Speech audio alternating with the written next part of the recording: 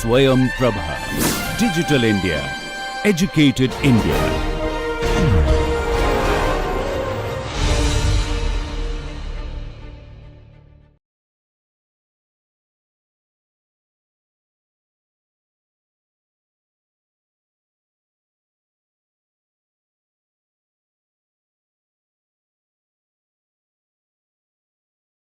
Namaskar, I am Dr. Susmitha P. Mallaya, Professor, Faculty of Law, University of Delhi.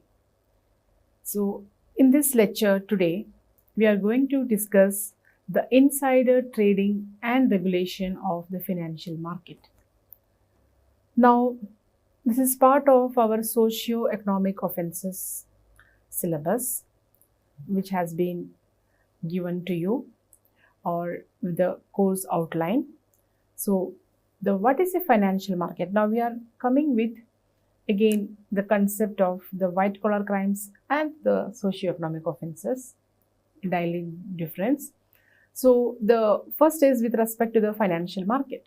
Do you know about the financial market, what it signifies? The financial market in India, it consists of the varied platforms where financial instruments are traded. So, we can classify the financial market into two aspects. One is the capital market and another is the money market. So, financial market is the broader term. It consists of two markets, and the first one, the capital market, deals with the long-term securities. Long-term securities are governed by the Security Exchange Board of India. In short, it is known as SEBI. So, I will be referring the SEBI many a times. So, it is a long-term. It's a long-term investment or where the trading takes place. Whereas, in case of the money market, it's a short-term market and which is governed by the Reserve Bank of India. Okay, and they are the regulators. They are the regulators of this market. Now, when it comes to the capital market, it is a long term. It is not that you will get anything in a short, it's a long term. So, long term, it is consists of the primary market and the secondary market. Primary market consists of the new securities that is issued, and that means the fresh securities or the fresh shares that has been issued. And the secondary market is those market where the securities are traded. Now, moving further, what are the key features of the financial market, or what is the importance or why there is a need for a financial market? The economic progress of a country depends on the financial market. I hope that you all agree with me. We need a progressive, developed nation. So, the market is the key component for the development concerned. So, the financial markets are a complex and a dynamic system that plays a role for the economic growth of a country. It's not only on India, world or any country. A country, when we are saying the developed, strong and all, that means their economy is very strong. So, the economy is depending on the financial market existing in that country.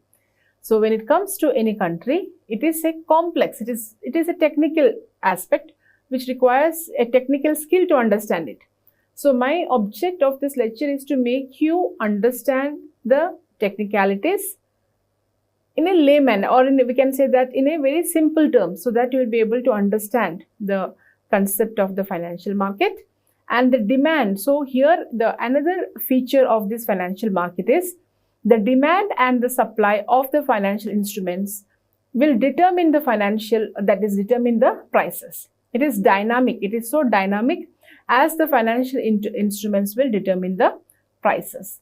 Thirdly, the economic development of the country is based on the financial market, as I had already told you.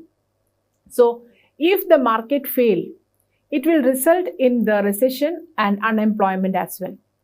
So, if there are more unemployment, that means the economy needs to be improved.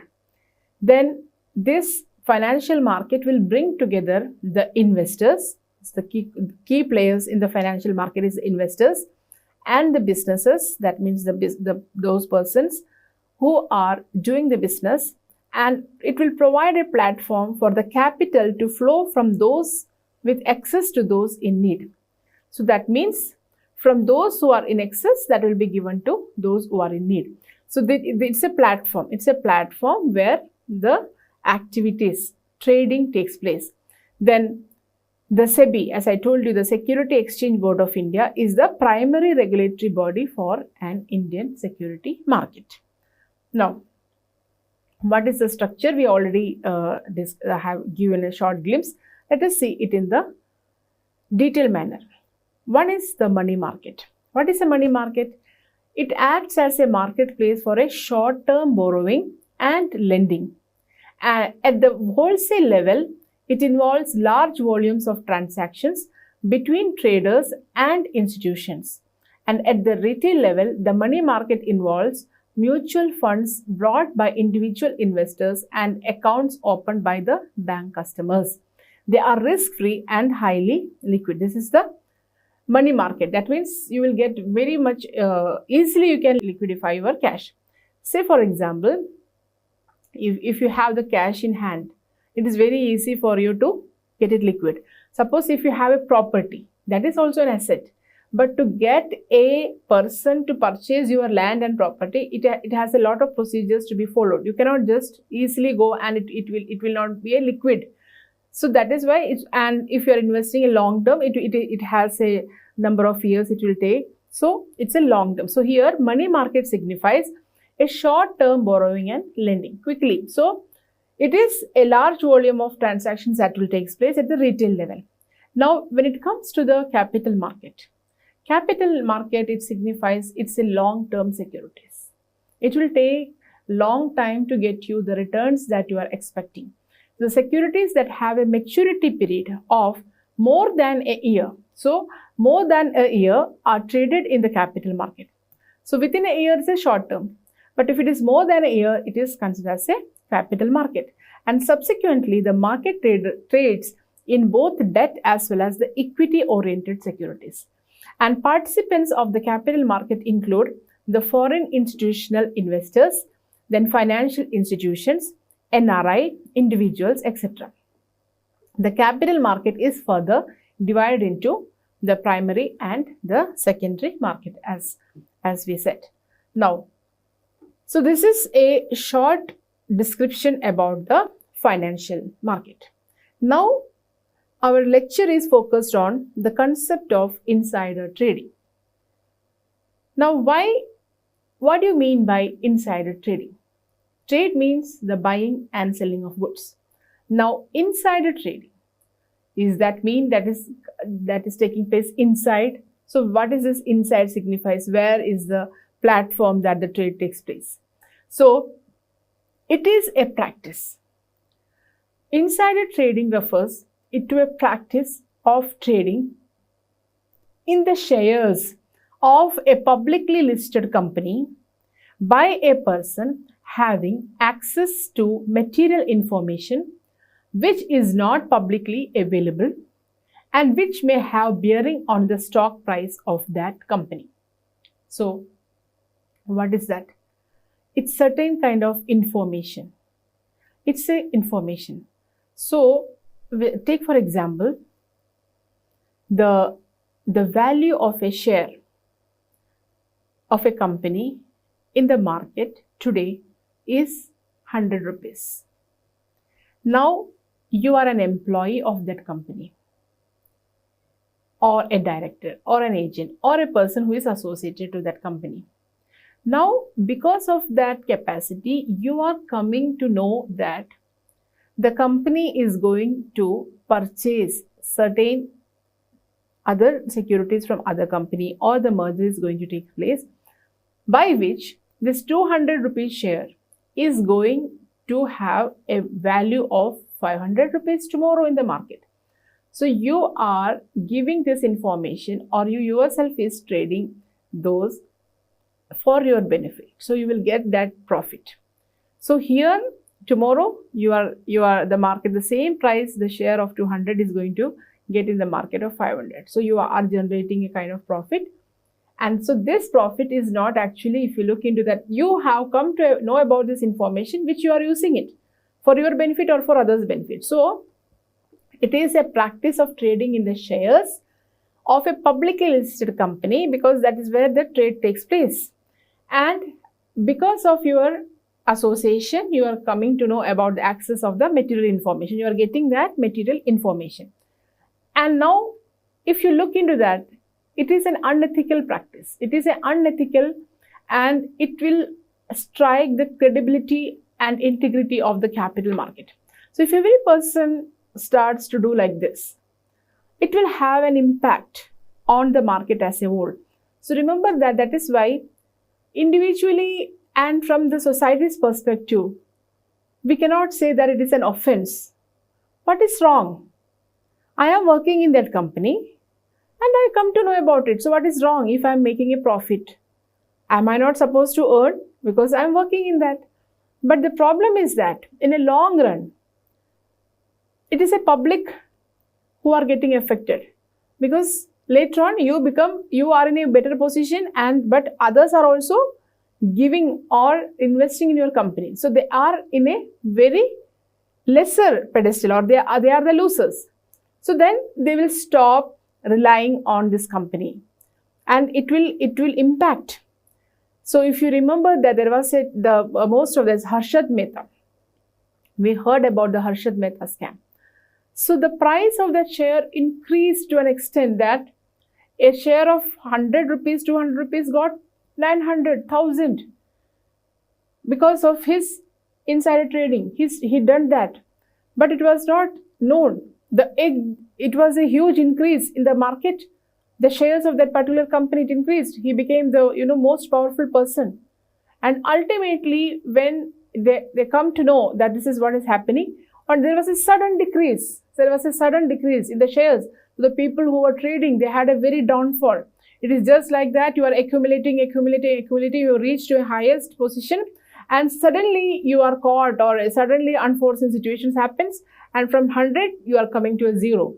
So that will have, so the country's economy will have a very negative impact, right? So it is unethical. It is not ethical. It is unethical, and it has a potential to risk the credibility of the trade or the capital in the capital market.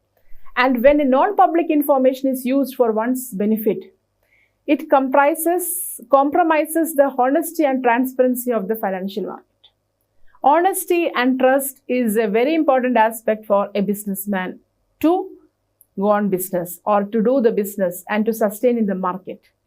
So when a non-public information, which is the information which is not available in the public platform, is used for the one's benefit, then it will compromise the honesty and transparency of the financial market.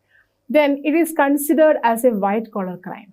Now, here is the point of difference I wanted to point it out to you, because we are studying, or the course is designed on the socio-economic offences in India.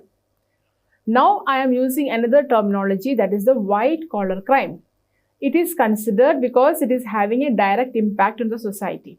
So this is a white-collar crime because it is a subset of the economic offense, and it will create a huge loss on the business, which have a direct impact on the consumers and society in a long run. Now, what is the historical perspective? How this insider trading evolved? First is as we know that the strongest economy we are seeing developed economy and all, the United States. So United States witnessed the insider trading in 1792. So this state or this country witnessed it in the 17th century itself, and they found that there was no effective mechanism to deal with this type of offense, and it was not considered. You see, those time the traders, they used to get the information that this and this day a particular ship is going to reach their port, and this is the goods that is going to come. So they will make arrangements to reach there and collect the goods at the price which is lesser, and then they will sell the same goods at a very higher price. So because of their association, and it was a accepted practice. Whether it was wrong or good or whether it was ethical or unethical. It was not thought from that perspective. It was accepted practice. So there was no mechanism during that time. Then in the case of the Strong versus Ripide, in 1909, in US, the courts, they found that this type of practice, if it is accepted, then it will have a bad or negative impact on the economy of a country. Then later on, it resulted in the collapse of the US securities. The market, they crashed. The US market security due to the Great Economic Depression. So one of the reasons for the Great Economic Depression is the insider trading that happened. And they legislated, or they came front to legislate the insider trading under the Securities Act of 1933. Later on, the Security Exchange Commission Act 1934 was enacted. So Securities Act, the Master 1933, and the Security Exchange Commission Act of 1934 was enacted in the US. And both these enactments aimed to regulate trading of securities in terms of transparency among the investors. So the market will grow only if there are investors. Why you should invest if your investment is going on a loss? You won't invest. You need profit. So if there is a loss, then you are not going to invest. So the transparency, there is a need for transparency. So the US, we can say that US is perhaps the first country to bring the legislation in terms of regulating the security market, where insider trading was also made part of it. Then coming to the Indian perspective, how the insider trading regulation happened in India. Before the independence, we had the two committees. The two committees are the report on the Bombay Stock Exchange Inquiry headed by Sir Wilfred Attlee in 1924, and the report of the Bombay Stock Exchange Inquiry Committee of Walter B. Morrison in 1937. And after the independence, the first attempt to curb the insider trading was made in 1948 with the government constituting the P.J. Thomas Committee. So this committee has looked into the perspective or the impact of the insider trading on the market in terms of the security market and how it will impact on the society in general. Followed by the Thomas Committee after the independence in 1979, we had seen the Sachar Committee was constituted, followed by the Patel Committee in 1986 and Abdul Hussain Committee in 1989. So these are the committees after the independence that has been constituted. And finally in 1992, the SEBI prohibition of insider trading regulation were formulated in pursuance of the power conferred under the SEBI's Act. So what we can see is that there were no as such legislations to deal with the issue of insider trading. It was not considered as an issue at all. But when we opened up our economy for outsiders through the liberalized policies and our economy has liberalized, there was a need that the market in India is trustworthy, so that the foreign companies come and do business with us. And the SEBI is the market regulator. It's a long term. So SEBI enacted under its power, enacted this prohibition of the insider trading under the Act of SEBI 1992. So the insider trading, so if you look into the history of the insider trading, it is a testament to the ongoing battle between those seeking to gain an unfair advantage and those striving for fairness and transparency in the financial market. So it's very important. What is the history looks into? One is an ongoing battle. It is still going on.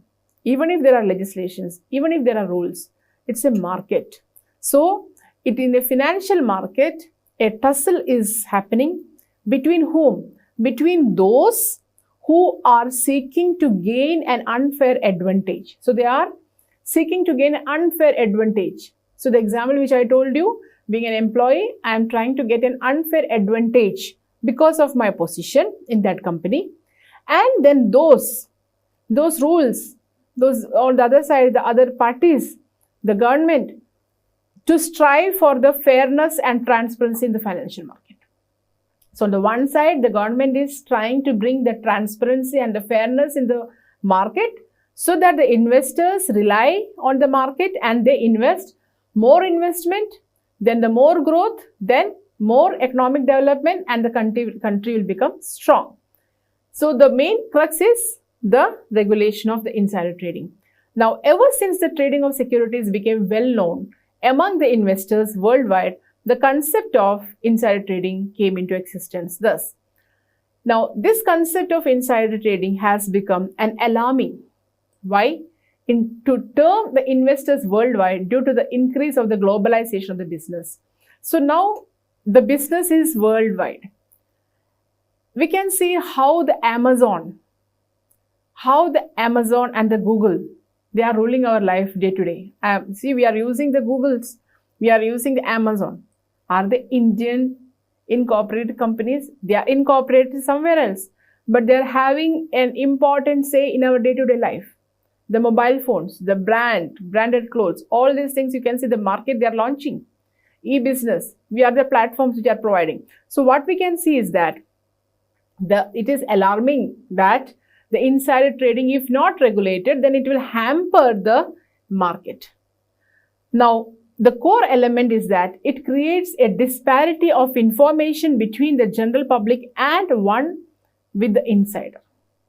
So if I come to know that tomorrow onwards, the prices of the mobile phones or the service provider that is going to increase, then there is a huge panic. People will start hoarding when it comes to the essential commodities, right?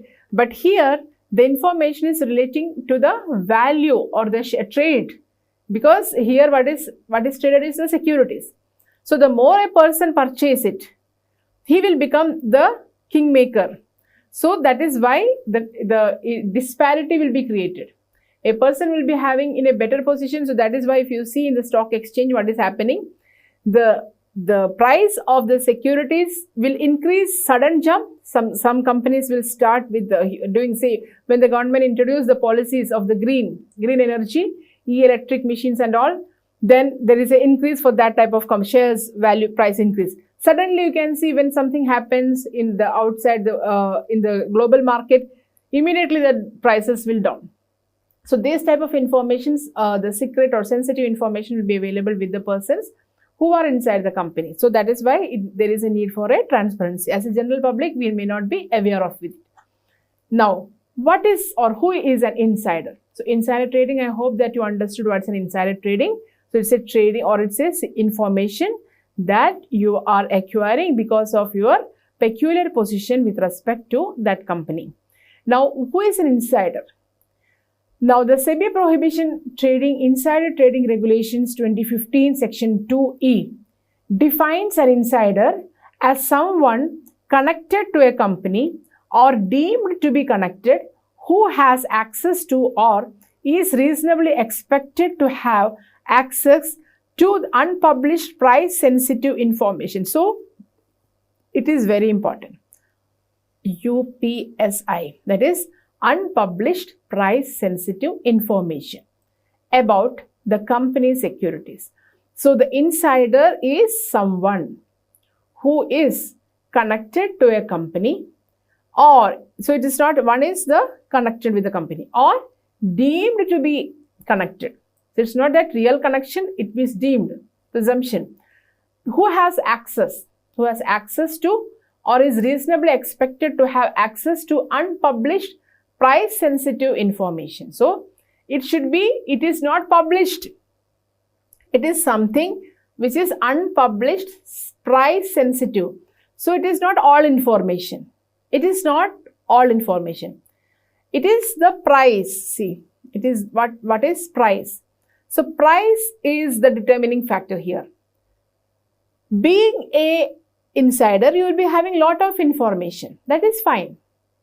You will be having the patent, you will be knowing, or the how you have to do some experiment because of your work you might have, but that is not. Whether once it is in the market, the price will be increased or decreased. That's not the price sensitive. So unpublished, which is not available in the public are sleeping, they don't know that next moment what is going to happen. Suddenly there is a huge jump in the market. So those who are having only 10,000 market, they are becoming 1 lakh. So suddenly, why? Because they have already purchased it and when the prices were low. So it is the access to the unpublished price sensitive information about what? About the company securities. It is nothing else. It is the price sensitive information about the company securities. So this definition also includes those who have received or had access to such unpublished price sensitive information. Now, in Hindustan Lever versus SEBI, that is in 1998, it stated that there should be 3 important elements to constitute insider. 1, that person should be a natural person or a legal entity, and that a person should be connected person or a deemed to be connected person. C, unpublished price sensitive information should be obtained by virtue of connection. So that is what the Hindustan Lever versus SEBI, it stated that there should be 3 important. So what are the important 3 elements that constitute an insider? 1, the person should be a natural person or legal entity. It cannot be an unnatural person. It should be a natural person or a legal entity. Secondly, that person should be connected person. That means somewhere related to it. It's not any XY. That person should have a connection with the affairs of the company in one way or other. And it should be the unpublished price sensitive information. You are getting it by virtue of your connection with the company. So these are the 3 elements in order to constitute an insider under the SEBI rules. Now, what are the types of insider trading? Having discussed the insider trading, what are the different types of insider trading? First, there is a concept of classic insider trading. What is the classic insider trading means? When an insider is a corporate member of the company and the individual himself uses the undisclosed information for the purpose of trading the share and securities of their own company to gain profit. So here it's a classic example. You are using the same information for the benefit of yourself or your company. So remember, as per the case of the Solomon and Solomon Company Limited, both the company and its director or the persons who are, they stand in a independent, having the independent corporate existence. So here, though you are getting that individual information in your individual capacity, you are using that same information for the benefit of the company, but that will benefit to you. So that is what the classic insider trading signifies. When the insider is a corporate member of the company and the individual himself uses the undisclosed information, because there are other persons also who are the shareholders of the company. They may not come to know about it, but you came to know about it. Why? Because you are the director or you are the key personnel there. So that is how you came to know about it. So when the insider is a corporate member of a company and the individual himself uses the undisclosed information for the purpose of trading the shares and securities of their own capacity to gain what? Profit. Then it becomes a classic insider trading. Then the second is the misappropriation insider trading. This type of undisclosed information capable of regulating the price of the share are received through the relationship of the trust and confidence outside their employment relation with the company. This type of insider trading is carried out by lawyers, accountant and consultant as they get access to the confidential information which they can use for their own benefits. So the company, being the company's advocate, being the company's chartered accountant or the consultant, you will come to know about the lot of confidential information regarding the company. Being a lawyer, you may be asked whether if we are going for acquiring the shares of this particular company, whether it is okay, whether we are going to acquire the property, whether the legally it is correct or not. So you are coming to know yes. Then you are going to give yes. So you come to know. So before giving the yes or no, you are purchasing the shares of the company, or you are passing the information to other person. So quick here, look, we are going to have this deal, so you can have the benefit of it. So like this, misappropriation may takes place. So that is the another type of insider trading. The next is the front running. What does it mean? Front running means you are running front. In this type, a broker, because broker or a trader carries out the orders given to them by their client, but they carry out the order after trading for themselves on the basis of the undisclosed information provided to them by their client. So I am entrusting you to purchase this share, because I am saying the information that maybe tomorrow it is going to, so I don't have time, so you please trade for me. So you came to know about it. That is why before giving it to me, you yourself is purchasing it. Because why? Because you are the broker or the trader. So that is the front running. That means in front of you, you have come. Then another is the tipper-tippy trading. It's very interesting, right? See, tipper-tippy trading, front running, see the terminology that is used. Tipper-tippy trading, in this type, the transaction of the confidential information regarding the shares occurs between two people. Tipper means the person who is who gives the tip regarding the share. So I am giving a tip that there is a particular share in the market. Look here, there is a share in the market. Tip. The price will increase from tomorrow. The tipper means the person to whom the tip is given. Now, this tipper can be an insider of the company, and the tippee can be a person outside the employment relationship with the company. So this is also kind of trading, insider trading that takes place. Now, the legal insider trading. It's not that always insider trading is illegal or it is an offense. So it is not unethical sometimes. How? It can be legal if it is carried out in accordance to the company's policies and in compliance with the regulatory requirements. So if you are doing any kind of trade, if your company policies allow, being an employee, they are giving you the access and they are allowing you to do, because then it becomes legally. So the company's policies and the compliance or the regulatory requirements, this is as a legal insider trading. So it's not that insider trading is always illegal or unethical. Sometimes it becomes legal as well. Next is, what is the impact of insider trading? What is the impact of insider trading? Trading is to be based on the information available to the general public, which ultimately contributes towards the market efficiency, whereas using private information gives an unfair advantage, which in turn disrupts the price discovery process in the financial market. So this practice of insider trading possesses far-reaching impact on the stock market. So what is it? It is having an impact on the stock market. So if the stock market falls down, then the economy will come down gradually. So that is the problem, right? So it is the general public. Trading is generally based on the information available to the general public, which ultimately contributes towards the market efficiency. And the private information, so this private information gives the unfair advantage. So it will lose the trust and then disrupts the price discovery process. So the financial market will have a downfall.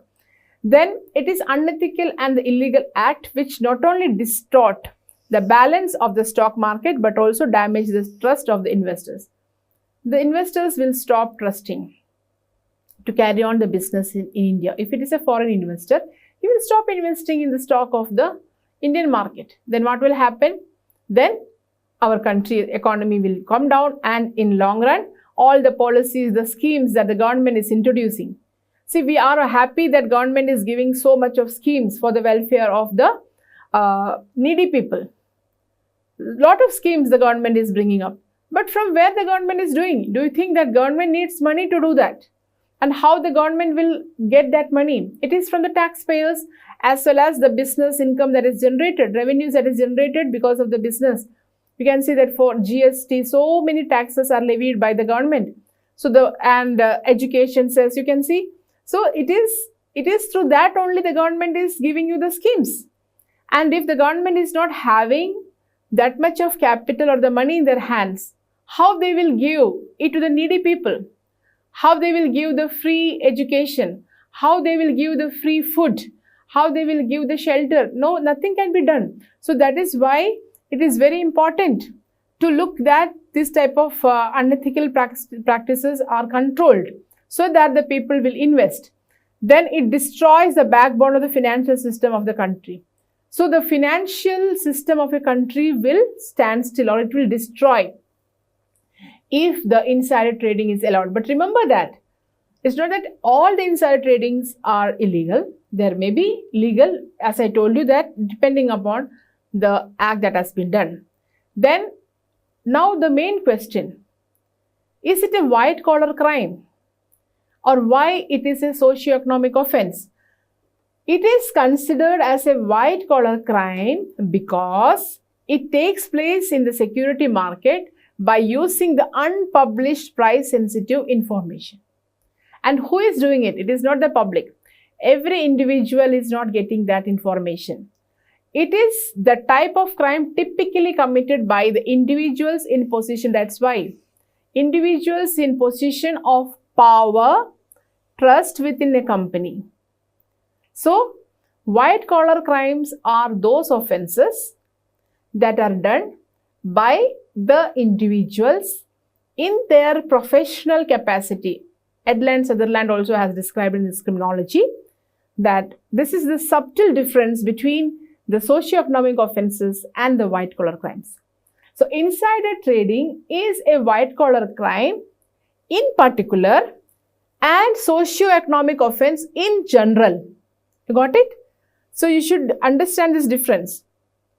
What white collar crimes, so insider trading is a white collar crime in particular because it is done by those persons who are in power or in their professional capacity and who are having an access to the confidential information because of their close association with that company. But in general, it will impact the society as a whole as well. That is why it is a white collar crime as well as a socio-economic offense. Now, it is a non-violent. Now, if you look into the crime, insider crime, do you think that it is harming you? No. It is a non-violence. Nobody is fighting in the street. Nobody is murdering. Nothing happens here. No theft. Nothing is done. It's a non-violence. It is done in a very cool manner without knowing, just like the taxes are collected. When the taxes, indirect taxes are collected, you never know. There is not a single person in India, or for that matter any country, who is not a taxpayer. Why? When you are going and purchasing a goods from a shopkeeper in order to survive yourself or sustain yourself, you are paying the tax. It's not that only the salaries or who are paying the income tax. That's a direct tax. But indirectly also people are paying. So that means the state is giving you and then taking you, but you don't know. It's without your knowledge. You don't know. It's just like, sucking the honey. By the honeybees, the government is taking. So here, it is a non-violent. There is no violence here.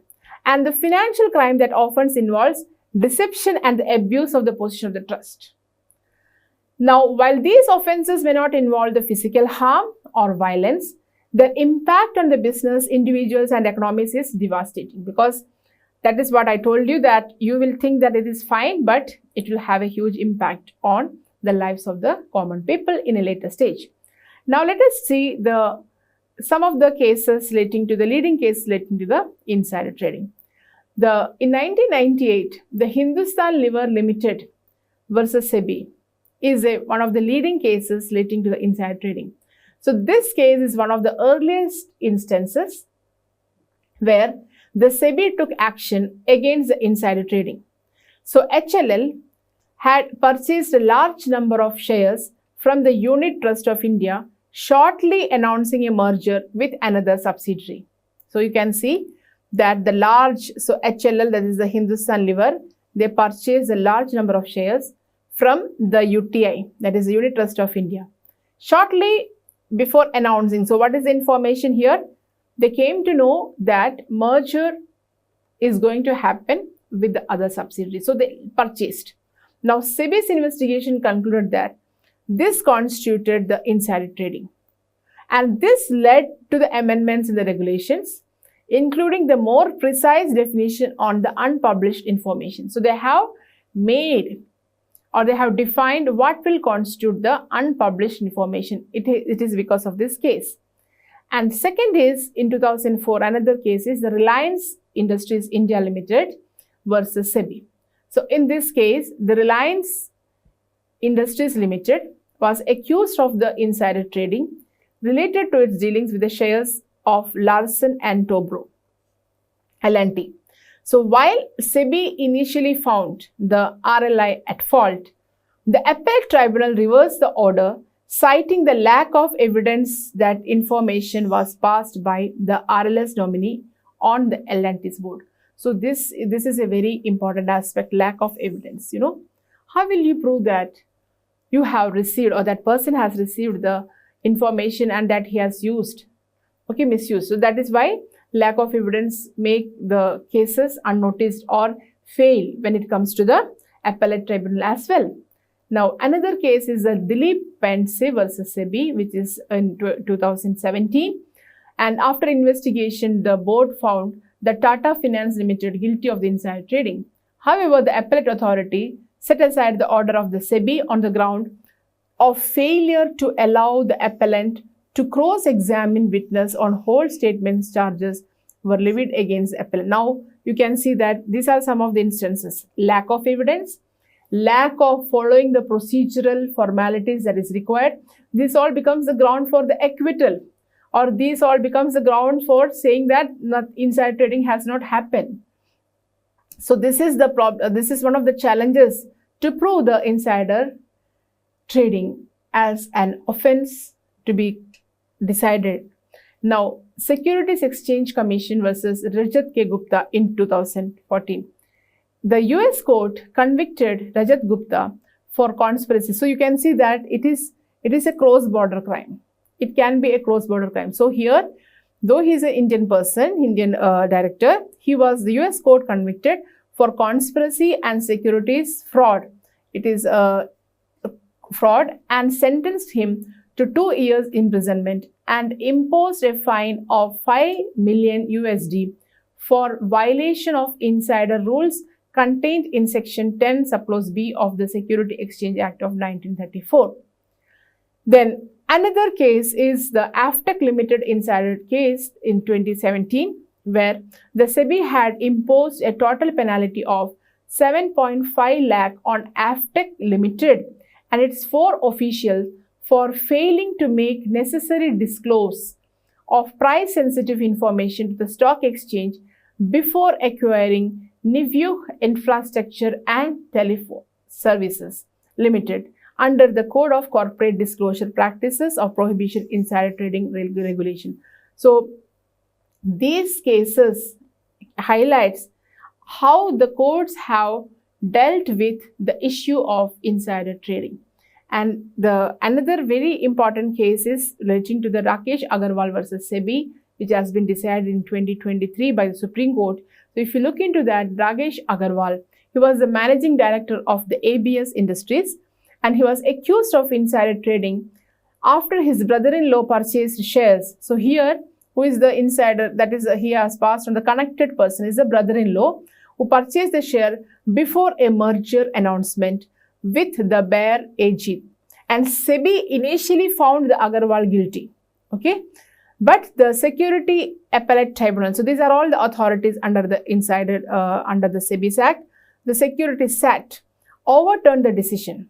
And SAT's ruling highlighted that even if some possessed unpublished price-sensitive information, that is that UPSI, they were not guilty of insider trading if their actions were in the company's best interest and without intent to gain unfairly. This case introduced the crucial element of intent. So, we know that in criminal law, intention is required. If you remember the Essential Commodities Act, also it was stated that intention is required. So, here in insider trading cases also, this case became a important case where the court stated that, the Supreme Court ruling stated that intention is required and require proof of unfair advantage. So it is not only the intention but the actor states, because that has resulted in getting unfair advantage for violation to be established. So SEBI, after that, the SEBI appealed this order before the Supreme Court, and which was disposed of in terms of the consent order agreed upon by the parties. So what is the highlight of these cases which we have discussed? The main important points that need to be considered is, insider can be a connected person who gets the price sensitive information. Just by getting the information is not sufficient. The rules, the natural justice principles are followed, where examination, cross examinations, all these need to be followed. Secondly, the lack of evidence at any stage can be a ground for stating that no insider trading has taken place. And even after the SEBI coming to a conclusion that the insider trading happened, the court, you can appeal it before the appellate tribunal and in turn before the Supreme Court, and the settlement can also be reached, consent orders can be reached by compensating the loss that has happened. And these are all the takeaways from the judicial decisions so far we have discussed. Now, what are the challenges? What are the challenges that we face in regulating the insider trading in India? We can see the first thing is the evidentiary hurdles, which I discussed you based on the case laws. Proving insider trading cases often proves very difficult. Why? Due to the lack of direct evidence. There is a need for evidence. Mere allegations are not sufficient. Mere allegations that he received the information, that's why he purchased, that is not sufficient. You have to prove it. You need the details of the phone calls, or for that matter, any other sort of evidence which is very, very hard to prove. It is very hard to prove because of the technicalities that is involved. Who will come and say, because I got the information from my friend who is part of that company. Now I have purchased, but how will you prove that I got benefited because of that? So evidentiary hurdle is one of the most important challenges that is faced to regulate the insider trading in India, because it often proves difficult due to the lack of direct evidence. And the secretive nature of such transactions make it challenging to establish a clear link. So what is required is the establishment of a clear link between the possession of inside information and subsequent trading activity. What it shows, mere having a price sensitive information is not sufficient. You have to prove that that information resulted in an adverse effect on the company, or that has resulted in an unfair advantage over other persons. So subsequent trading activity also need to be taking place. Then only that evidence will be taken into consideration in order to prove a person guilty of insider trading. Second is the criminal liability, because that's where it's a criminal offense. Of course, a civil offense as well, but it's a criminal offense where regulations provide a criminal liability in insider trading cases. Implementing these provisions has been a problematic because mens rea, mental element in insider trading cases is particularly challenging. How will you prove that? How will you prove that? Suppose if in the case of this Rakesh Agarwal, we have seen the information is given to the brother-in-law. So it is fine and he has used it for the growth of the company. If he is saying that, then it is not a crime. So establishing, or sometimes they may say that when I was having a conversation, so at that time I just passed on the information, but I never thought that it is a wrong thing that I am doing. When we are talking also, sometimes it may come and we don't know that it has resulted in some kind of crime. You are not knowing that passing of information is a criminal offense. So, and he has done it. You have not done it. You have only passed the information while you are talking. Is it a crime then? So, establishing mens rea in insider trading is particularly challenging, often resulting in accused parties escaping the criminal liability and facing only civil penalties. So, you may say that in a family get-together, I met my brother-in-law and we were having discussions, and at that time we were discussing about a lot of things, and in that I just passed on the information, but I was not aware that this information will be misused by my brother-in-law or any other person for that matter. And so I had never had an intention. Without an intention, by slip of tongue, I have passed it. So how will you prove that? No, you have did it with your intention, because mens rea, the essential element of the criminal law, is required in order to prove that it is an offense of insider trading. Now, another challenging aspect is the judicial delay. So, the Indian judicial system is notorious delays. We are very famous of. Notorious delays pose a significant challenge in insider trading cases. The lengthy process of appeals provide ample opportunity for accused parties to influence evidence or otherwise impede the court of justice. So, the delay, judicial delay, it's not that easily the courts will decide. There is an undue delay sometimes. So, it will go first filing of the petition, then after that going to the appeal, then it will take a lot of time. So, the delay, judicial delay, is also an important challenge to regulate the insider trading in India. Next is the market sophistication. Markets are sophisticated. So, as the financial market becomes increasingly complex and globalized, insider trading schemes have grown more sophisticated. Regulations must constantly evolve their techniques to keep pace with the new methods of information exchange and trading strategies. Now, it is, we are using the technology a lot. And the technology, you see the WhatsApp chats, WhatsApp calls. You can see that they will be deleted, and sometimes it is a end-to-end encrypted mechanism. So it is a privacy. So how will you bring it as an evidentiary value? Though the chats can be traced and it is produced many times as a value of evidence, but it is very difficult to make that aspect to prove that it has resulted in the insider trading, and to prove that it was a price sensitive information. Only those information which are price sensitive, that will attract the insider trading regulation. It's not that all information, right?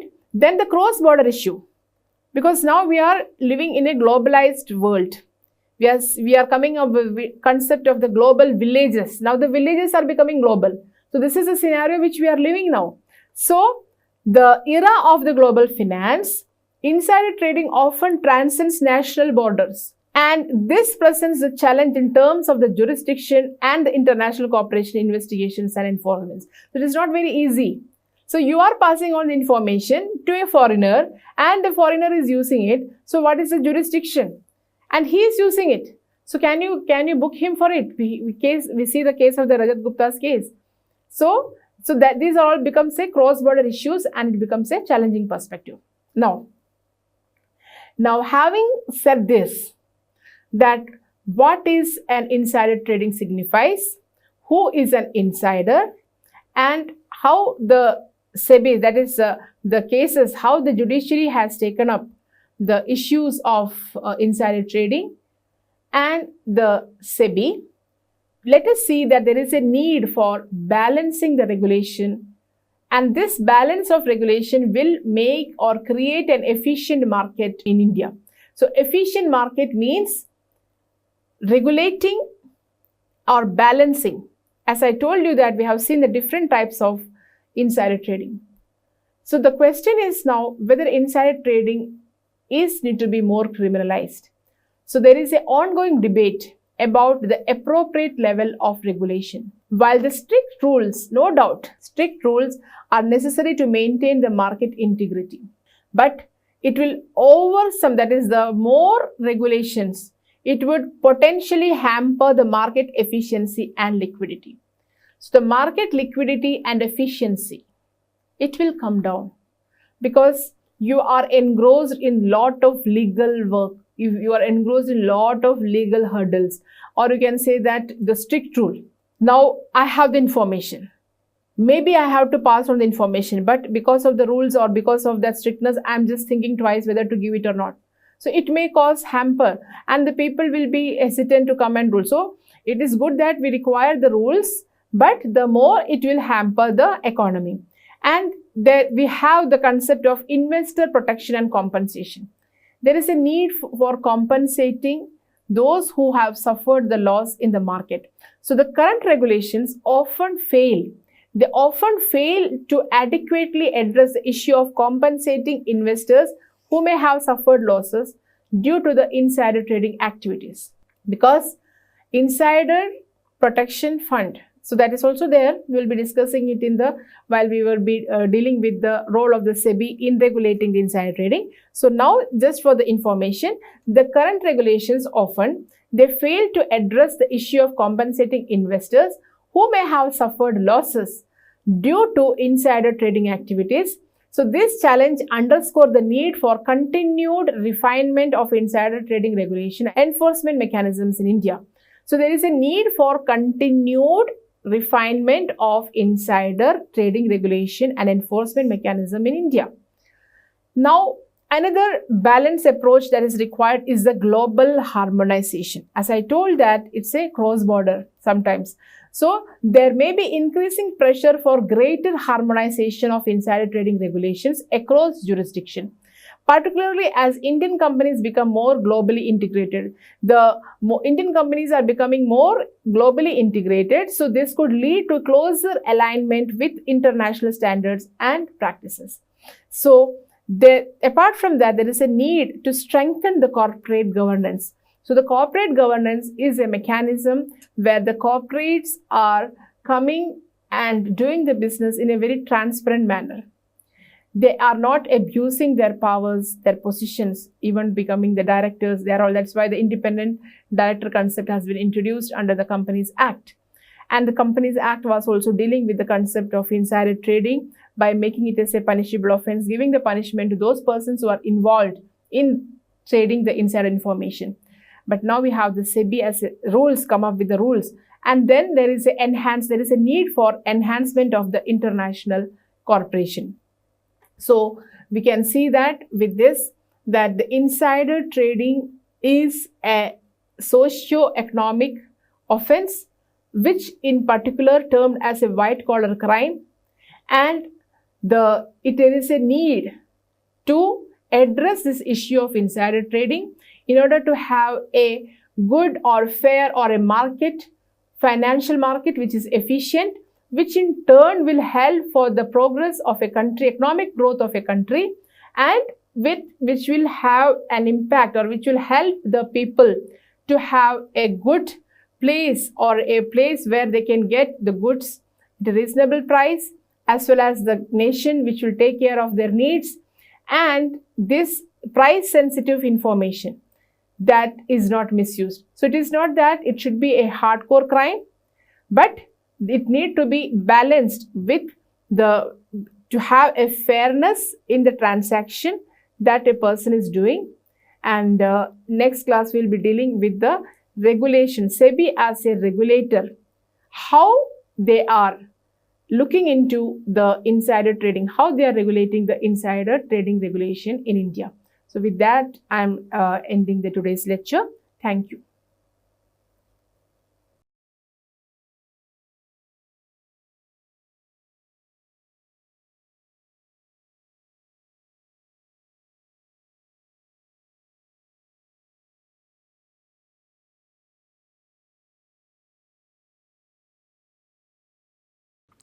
Hello and welcome to this piece of literary snippet.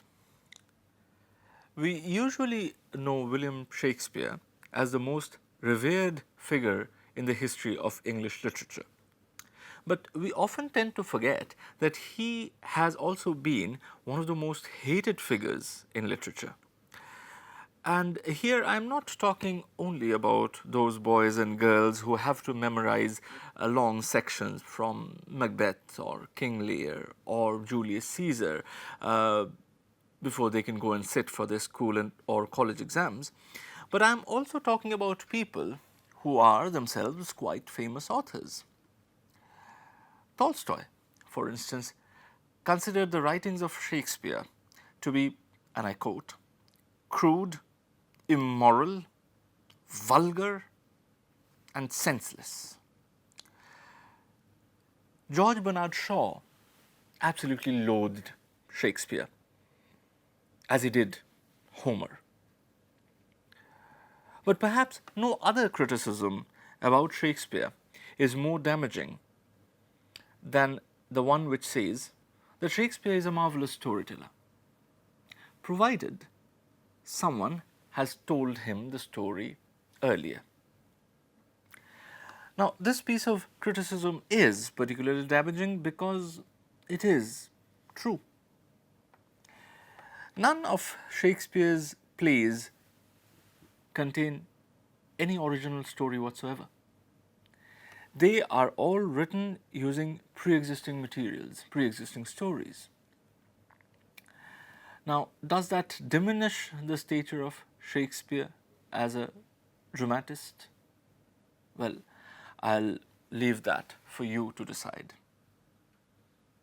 See you in the next episode of Literary Snippets.